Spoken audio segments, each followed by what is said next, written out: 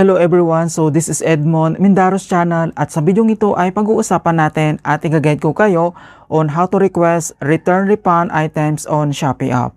Nasubukan mo na ba mag-request return refund ng items na nabinili mo dito lang sa Shopee apps dahil defective ito, may sira or hindi mo magamit?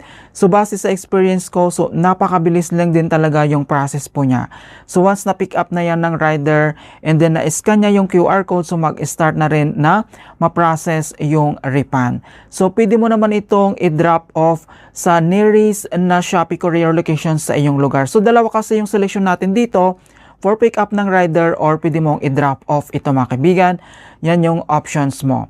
Kaya kung hindi mo kabisado kung paano ba gawin yung request return refund dito lang sa Shopee app, then stay tuned ka lang at start na natin.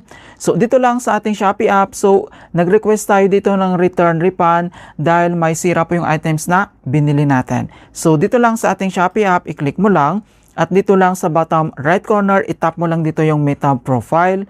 At dito lang sa ating Shopee profile homepage, and then dito lang sa ating My Purchases, so ipapakita ko lang sa inyo yung details ng ating return refund. Ayan, so dito lang sa right corner, makikita mo naman dito yung notifications ng return refund, so itap mo lang yan.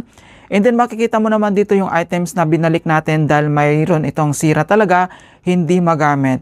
So dito lang sa kanyang view details kapag clinic mo yan. And then makikita mo naman dito yung kanyang return process.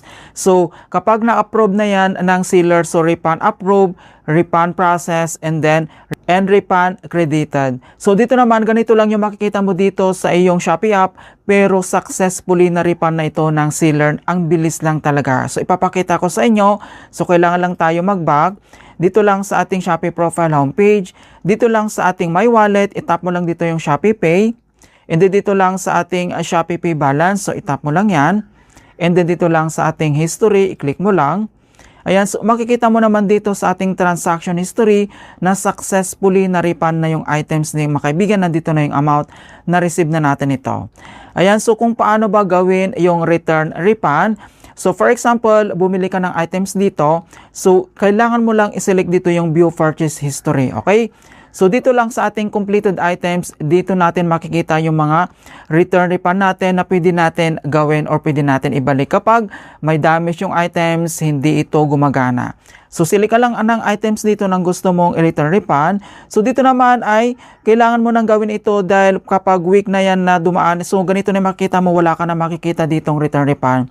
So kailangan as soon as possible kapag yung items mo may sira talaga, kailangan mo na itong gawin. Okay, so for example, ito yung item na gusto natin na i-return refund. So itap mo lang dito yung kanyang button. So ito yung items natin, itap mo lang. And then, select product. So, select lang natin dito yung product. And then, dito naman sa baba, itap mo lang dito yung next. Okay, so dito na tayo sa next step. So, what happened to your order? So, dito naman, may tatlong options na pwede mong iselect. So, receive damaged items, receive incorrect items, did not receive some and all of the items. So may missing po yung items, hindi mo lahat na receive, pwede mo itong i-select. Kapag incorrect items naman, pwede mo itong i-select, or kapag may damage, pwede mo itong i-select. So for example, i-select lang natin dito yung receive damage items. And then dito naman sa baba, mag-pop up ulit itong another notifications, select reasons, damage items, product is defective or does not work, expired product. Okay? So, select mo lang dito yung damage item, dito lang sa left corner. Kailangan mo lang i-click dito yung circular icon. Kapag na-select mo na yan, and then another next step. So, select ka lang dito kung spilled liquid contents or other types of damage. Okay? So, select lang tayo dito. Once nakaselect ka na ng reasons, and then itap mo ulit dito sa baba yung next. Okay, so dito na tayo sa another step. So request return refund, ito yung items, ito yung reasons natin, and then dito naman sa descriptions, ilagay mo lang dito kung ano yung pinaka main reason mo dito. So i-type mo lang dito, either Tagalog man yan or English, pwede po yan. Basta ilagay mo lang dito kung ano yung pinaka main reasons mo talaga. And then next, dito na tayo sa pag-upload ng photos and then videos. So dito naman sa videos, kailangan mo i-video yung item na may defective or may sira. Okay, so isang video lang yung kailangan natin i-upload dito, and then kailangan din natin ng photos mga kaibigan, yung items. So 6 photos yung kailangan natin dito. Once na complete mo na ito, yung photos and videos mo, and then nandito naman yung other notifications, clear evidence showing damage conditions is mandatory for this request. So pwede mo naman i-view yung example dito as your guide. Okay, so nandito naman yung other details. So refund to, mapupunta ka agad sa ating Shopee Pay balance once yung refund ay na-approve na siya. Okay, so contact email, nandito naman yung email natin. And then kapag okay na, dito lang sa baba, kailangan mo lang i-tap dito yung submit.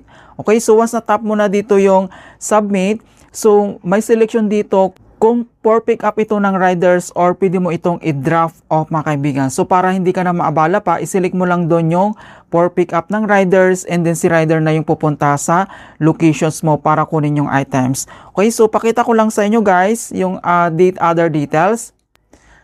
So once na-tap mo na doon yung submit, and then nakaselect ka na doon kung anong selections mo, kung for pick up ng riders or yung drop off points. So ganito na yung makikita mo ulit. Okay, so return refund details, pack items, and wait for pick up.